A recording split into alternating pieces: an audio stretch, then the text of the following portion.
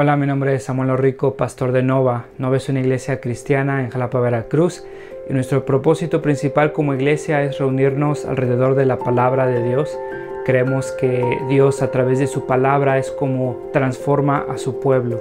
Nos llama a creer, a arrepentirnos, a amar lo que antes aborrecíamos, a aborrecer lo que antes amábamos.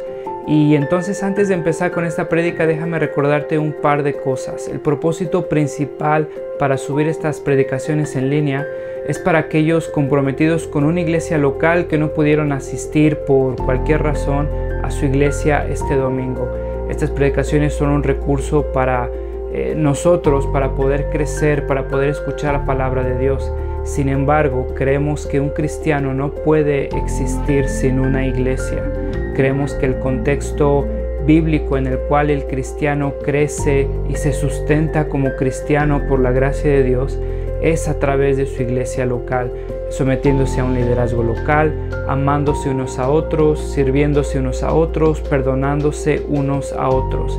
Un cristiano no puede vivir su vida cristiana simplemente consumiendo predicaciones en una pantalla de su televisión, de su computadora. Entonces te animamos a comprometerte con una iglesia local. Si no pudiste asistir a una iglesia este domingo, nos da gusto que estés viendo este video. Disfrútalo, nuestra oración es que te sea de bendición. Sin embargo, si no te has comprometido con una iglesia local, mi oración es que puedas comprender que el amor de Dios se refleja en medio de su pueblo, mostrándose en la iglesia local.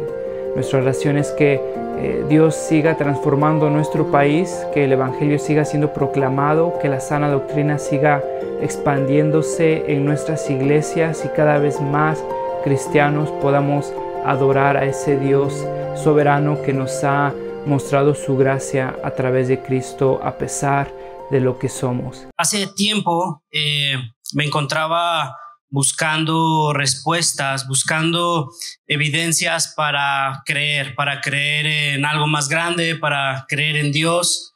La gente me hablaba de la existencia de un Dios y yo estaba buscando respuestas. Y en esta búsqueda de respuestas, me encontré con un biólogo, con un científico, Richard Dawkins. No sé si alguno de ustedes ha escuchado de él.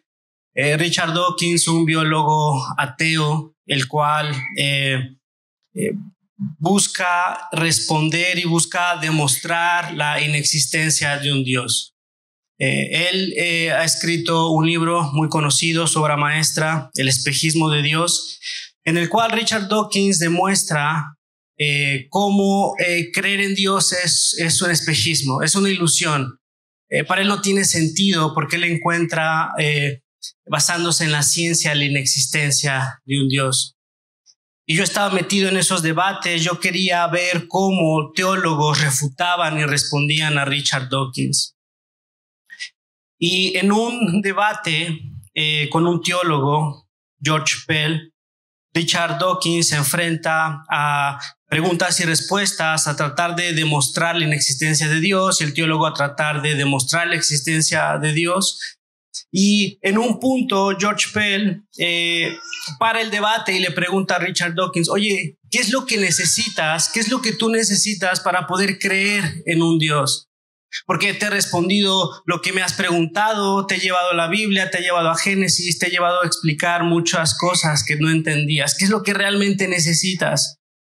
Y la respuesta de Richard Dawkins me sorprende. Richard Dawkins responde textualmente. Le dice: mira, si un Jesús de 250 metros entrara en estos momentos por la puerta, yo seguiría sin creer en su existencia. Si un Jesús de 250 metros entrara por esa puerta, yo seguiría sin creer en su existencia. Y para mí fue de alguna manera una llamada de atención. El ver la incredulidad de este hombre que no estaba dispuesto, no estaba abierto a considerar la existencia de un Dios. Simplemente él estaba tratando de mostrar y sentado en un egocentrismo. Estaba rechazando por completo cualquier evidencia y estaba dispuesto a rechazar lo que él decía, un Jesús de 250 metros. El día de hoy nosotros llegamos a una porción en la cual Jesús está con la multitud que nosotros encontramos la vez pasada. Esta multitud había presenciado los milagros de Jesús. Esta multitud había visto cómo Jesús expulsaba un demonio. ¿Te acuerdas la semana pasada? Este hombre estaba endemoniado, no podía hablar, y entonces Jesús, enfrente de esa multitud, expulsa a este demonio de este hombre. Podríamos imaginar que es la misma multitud que ha visto a Jesús sanar a paralíticos, resucitar muertos, alimentar y multiplicar panes, y desde luego liberar endemoniados. No es la primera vez que Jesús estaba haciendo milagros. La multitud había visto y había presenciado todos los milagros de Jesucristo. Sin embargo, esta multitud, en el versículo 16 del capítulo 11 de Lucas, para ponerlo a prueba, le pedían una señal del cielo. Esta multitud quería más pruebas, quería más señales. No era suficiente. Prácticamente le estaban diciendo a Jesús: oye, échale más ganas con tus señales.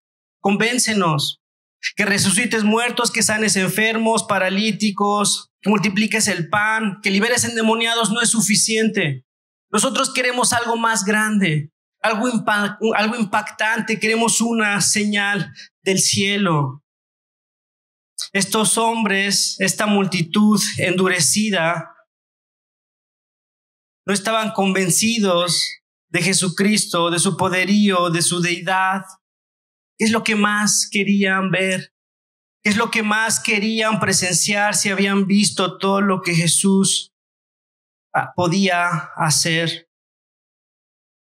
Estaban pidiendo señales del cielo, y Jesús había descendido del cielo. El creador del cielo y de la tierra estaba frente a ellos, enseñándoles, exhortándoles, animándolos, dándoles señales. Y estos hombres querían más y pedían una señal del cielo.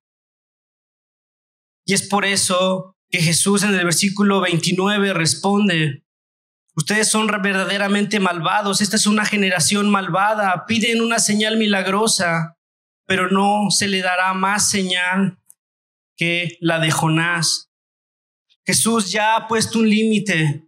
Ustedes son realmente malvados. Han visto todo lo que yo les he hecho. Están enfrente del Mesías. Les he demostrado a través de señales. Sin embargo, ustedes siguen pidiendo señales y no se les dará más señal que la señal de Jonás. ¿Qué es lo que quiso decir Jesús? ¿Qué es lo que quiso decir Jesús con la señal de Jonás? Y para nosotros entender esta referencia, tenemos que irnos al libro de Jonás. ¿Recuerdas? Un profeta del Antiguo Testamento, y como cualquier otro profeta, es llamado para predicar la palabra de Dios. Y Jonás ha sido llamado para predicar la palabra, y Jonás tiene que ir a Nínive, a una ciudad de Asiria. Y ahora Jonás tiene que decirle a los asirios, enemigos de Israel, una nación conocida por su barbaridad, por su hostilidad, una nación que hostigaba, que abusaba del pueblo de Israel. Jonás tiene que ir con los asirios, con los ninivitas, y pedirles que se arrepientan, porque el juicio de Dios caerá sobre ellos y porque Nínive será destruida. Sin embargo, esto no le parece una buena idea a Jonás. ¿Cómo es posible que en vez de que los asirios, de lo que los ninivitas reciban la justicia de Dios, Dios les quiere extender gracia? Para Jonás no resulta una buena idea, y lo que hace Jonás es, en vez de irse camino a Nínive a predicarle a los ninivitas, toma camino completamente contrario, y bajando a Jope encuentra un barco. ¡Qué casualidad! Un barco, y en ese mismo momento que Jonás necesitaba un pasaje, ese barco tenía un pasaje y estaba a punto de partir. Esto no puede ser más que una señal de Dios, ¿cierto? ¡Qué casualidad! En el momento idóneo, en el momento específico, un barco tiene un pasaje para que Jonás vaya a Tarsis, una ciudad completamente diferente a la voluntad de Dios. Y podríamos imaginar que Jonás piensa que es la voluntad de Dios, porque ponte a pensar, ¿cómo es posible que en el momento en que yo lo necesito aparezca un pasaje, camino a Tarsis? ¡Qué casualidad! Esto tiene que ser Dios. Jonás confundiendo señales, tomando un barco en dirección completamente contraria a la voluntad de Dios. Y es curioso porque muchos de nosotros confundimos las señales que Dios nos da. Muchos de nosotros pensamos que porque las cosas se nos han dado de manera fácil, que porque está puesto en bandeja de plata, que porque no tenemos ninguna dificultad para hacer esto o aquello, es la voluntad de Dios.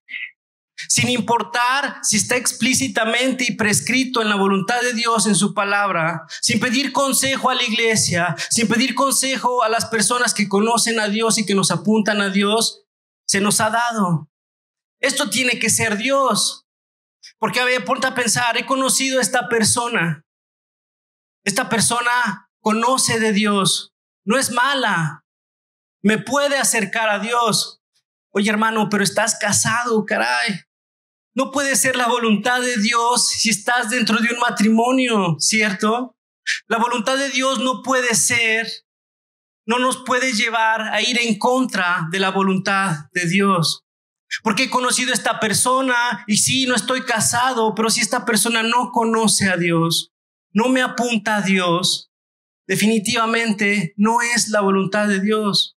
Por más fácil que se te haya presentado, porque te lo encuentres en todos los lugares, en el súper, en el gym, en el parque, no significa que es la voluntad de Dios. Y confundimos señales. Pensamos que es el mejor momento y la mejor inversión, porque ahora que tengo dinero y quiero multiplicar mi dinero, se aparece esta oportunidad en la que puedo invertir. Oye, hermano, pero ¿está de acuerdo tu familia?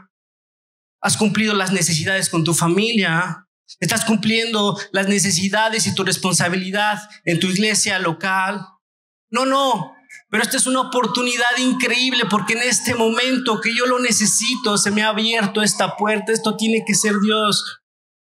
Si esta inversión me aleja de mis responsabilidades con mi familia, de mi responsabilidad con mi iglesia local, no puede ser voluntad de Dios. Aunque ya ha habido facilidad, aunque Dios te lo ponga, Dios entre comillas te lo ponga en bandeja de plata, no creo sinceramente, hermano, que sea la voluntad de Dios. Pero confundimos señales porque se me ha abierto la oportunidad y me han ofrecido un trabajo en el que me ofrece más dinero, el doble del que tenía. Oye, ¿vas a tener tiempo para pasar con tu familia? ¿Vas a tener tiempo para seguir asistiendo a la iglesia, para formar parte de las comunidades? ¿Vas a tener tiempo para tu relación con Dios? No. Ok, yo creo, hermano, sinceramente, que no puede ser la voluntad de Dios, aunque sea mucho dinero, aunque tú creas que esa oportunidad ha sido respuesta a tus oraciones, porque la voluntad de Dios no nos puede alejar de Dios. Sin embargo, confundimos señales porque desconocemos la voluntad de Dios, y a veces la conocemos y estamos dispuestos a ir en contra de la voluntad de Dios porque nos vendemos señales y nos compramos señales. Y es precisamente lo que está haciendo Jonás en esta porción. Jonás ha tomado un camino, un barco a Tarsis, dirección completamente contraria, porque se le ha abierto un pasaje en ese momento específico. Porque este pasaje y este barco iba a Tarsis, no a Nínive. Sin embargo, Jonás está yendo en dirección contraria. Está yendo en contra de la voluntad de Dios, y así muchas veces nosotros confundimos señales pensando que es la voluntad de Dios y después culpamos a Dios por las decisiones que hemos tomado. Jonás se embarca a Tarsis en dirección contraria. Versículo 17 de Jonás, pero Jehová tenía preparado un gran pez que tragase a Jonás, Estuvo Jonás en el vientre del pez 3 días y 3 noches. Y en esos 3 días y 3 noches Jonás se arrepiente y básicamente le dice a Dios que si lo salva, él va a hacer todo lo que Dios quiera. Y es así que Jehová manda un pez y lo vomita en la tierra. Y Dios le dice a Jonás, Jonás, tienes que ir a Nínive. Esa es tu misión, esa es mi voluntad. Y tienes que predicar el evangelio.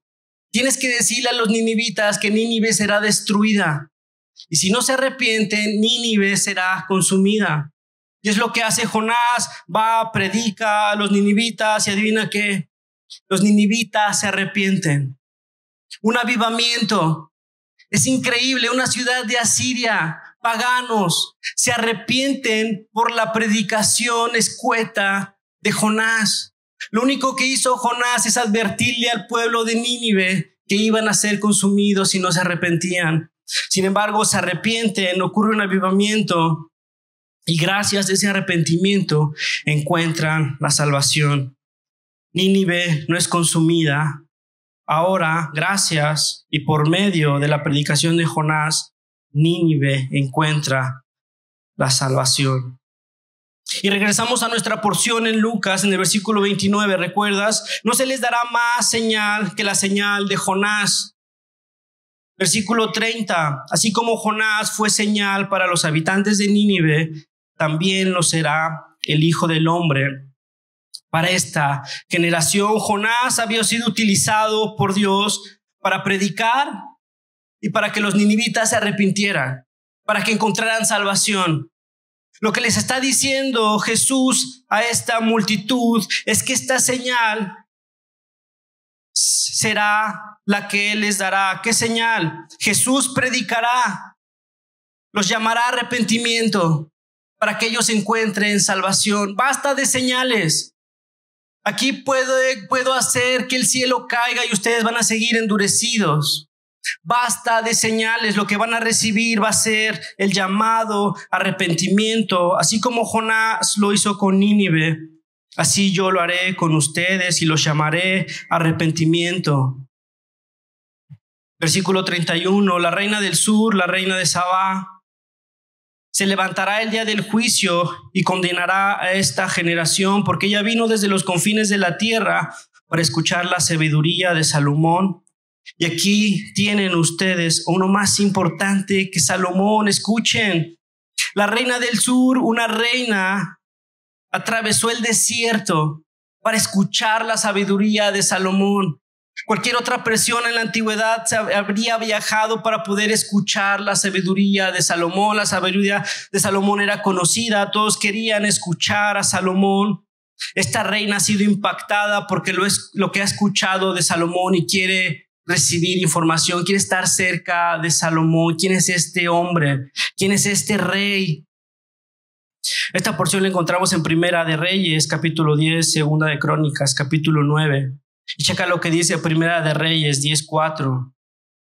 Cuando la reina de Sabá vio toda la sabiduría de Salomón, el palacio que él había construido, los manjares de su mesa, los asientos que ocupaban sus funcionarios, la ropa de los camareros y los coperos, y los holocaustos que ofrecía en el templo del Señor, quedó muy impresionada.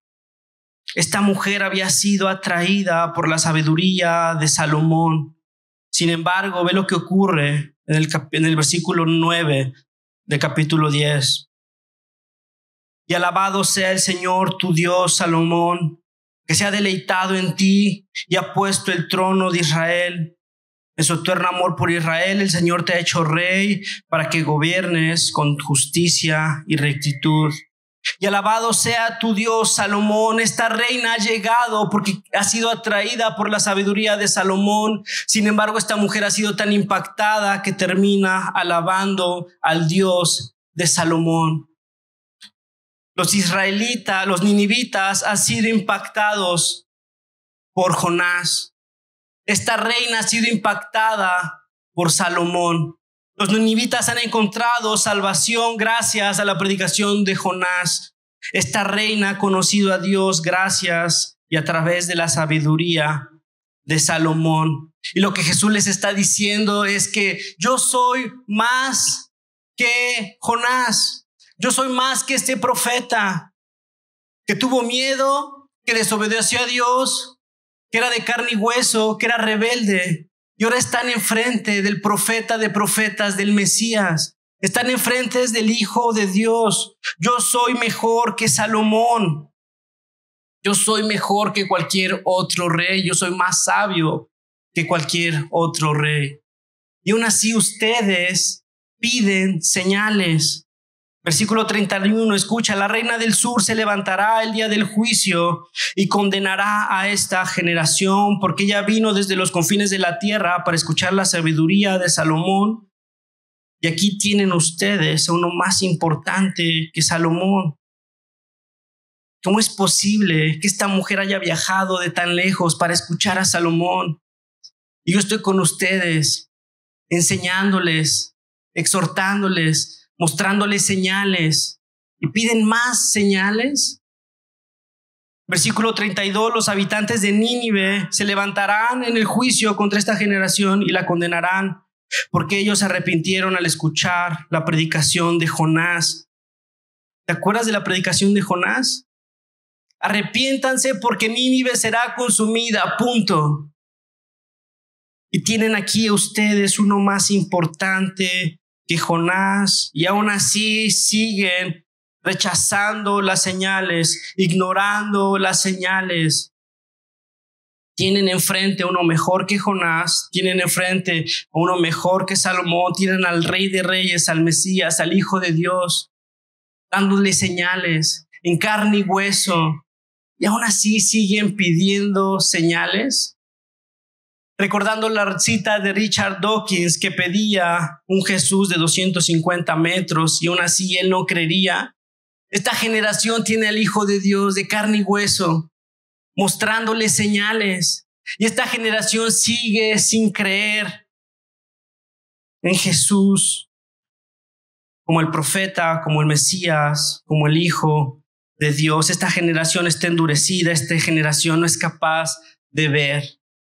Ignorando señales, rechazando señales. En una de esas noticias que llaman tu atención simplemente por el título, se leía: mujer encuentra el rostro de Jesús en una tlayuda. ¿Sí sabes qué son las tlayudas? Son estas tortillas largas que se hacen en Oaxaca, en el sur de México. Y en esta historia, en este reportaje, se narraba cómo esta mujer, haciendo tlayudas, ve cómo en la tlayuda se iba revelando el rostro, según ella, de Jesucristo. Y entonces la reportera le pide a la mujer que enseñe la tlayuda, y la tlayuda es mostrada a las cámaras y necesitas mucha imaginación, sinceramente, para encontrar el rostro de Jesús. ¿Cómo es que esta mujer llegó a concluir que ese era el rostro de Jesús? Sin embargo, esta mujer decía que ya tenía la respuesta. Esa era la señal que tanto había esperado. La tlayuda se lo había revelado. Esa era la señal. Y la reportera le pregunta: oiga, ¿y cuál es la señal? ¿Qué es lo que usted estaba esperando?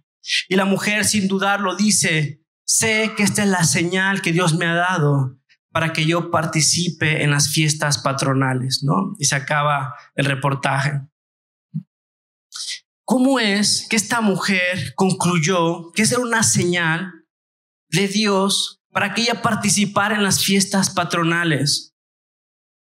¿Cómo es que esta multitud no era capaz de ver las señales de Jesucristo, la demostración del Mesías?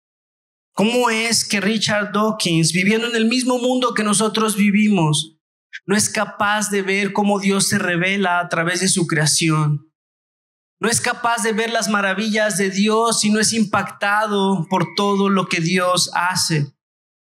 ¿Cómo es posible que nosotros sigamos buscando señales, comprando y vendiéndonos señales, siendo atraídos por señales y por coincidencias, y rechacemos la voluntad de Dios? Pablo, en Romanos 1, versículo 19, nos dice que nadie tiene excusas.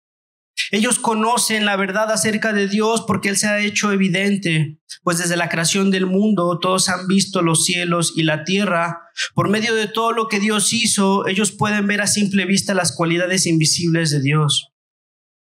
Podemos ver a simple vista las cualidades invisibles de Dios, su poder eterno y su naturaleza divina.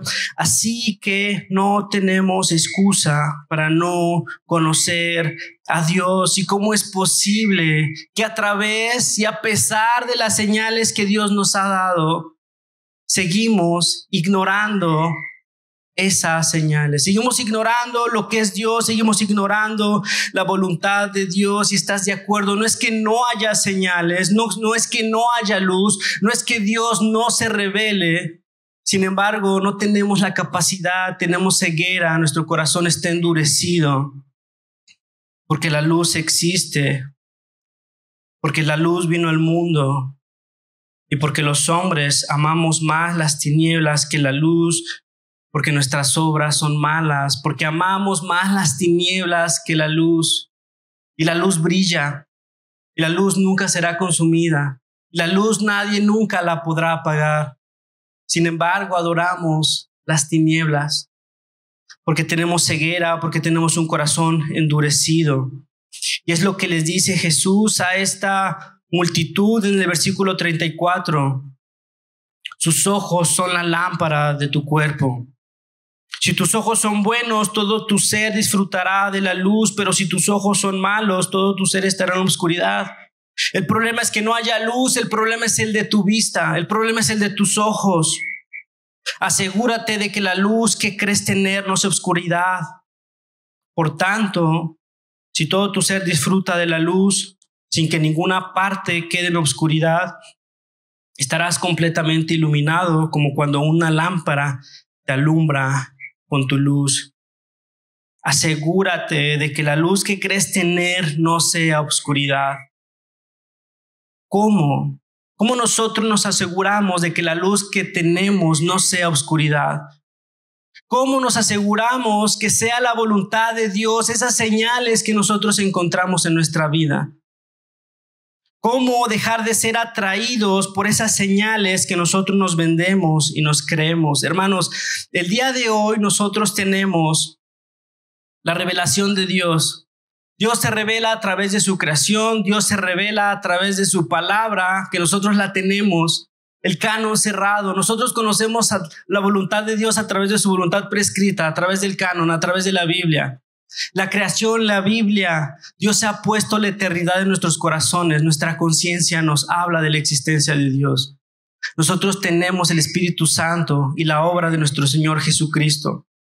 Y aún así, a pesar de cómo Dios se revela y las señales que Dios nos ha dado, aún así nosotros seguimos estando confundidos, buscando señales que nos confirmen nuestra voluntad.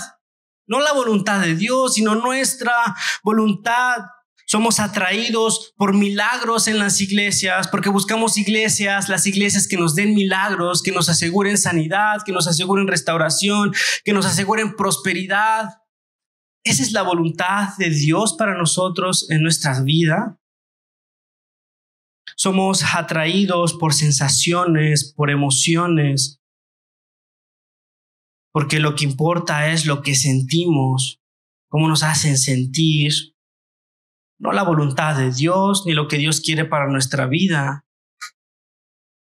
Alabanzas que nos hagan sentir bonito, atmósferas que nos hagan sentir la presencia del Espíritu Santo, relaciones que nos hagan sentir, sin importar si no es la voluntad de Dios, ignorando la voluntad de Dios, seguimos y somos atraídos por esas señales, rechazando señales, confundiendo señales. Si nosotros supiéramos, si nosotros entendiéramos cuál es la razón por la que Cristo se ha encarnado, se ha humillado, cuál es la razón por la cual Cristo ha sido crucificado en un madero, Porque Dios amó tanto al mundo que dio a su único Hijo para que todo aquel que en Él crea no se pierda. Para que todo aquel que en Él crea no se pierda, mas tenga vida eterna. Cristo le está demostrando a esta multitud, les está predicando para que crean, para que no se pierdan, para que tengan vida eterna.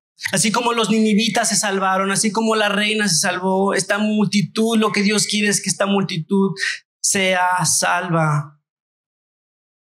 Hermano, la razón por la cual Cristo se ha revelado es porque quiere nuestro arrepentimiento. Es porque quiere que nos arrepintamos, porque nos ama tanto, que no quiere que seamos consumidos por su ira. Y la señal que Dios nos ha dado es la cruz de nuestro Señor Jesucristo. Esa señal en la cual vemos las consecuencias del pecado, la ira de nuestro Señor ha sido vertida en su Hijo. Y vemos las consecuencias de la gracia.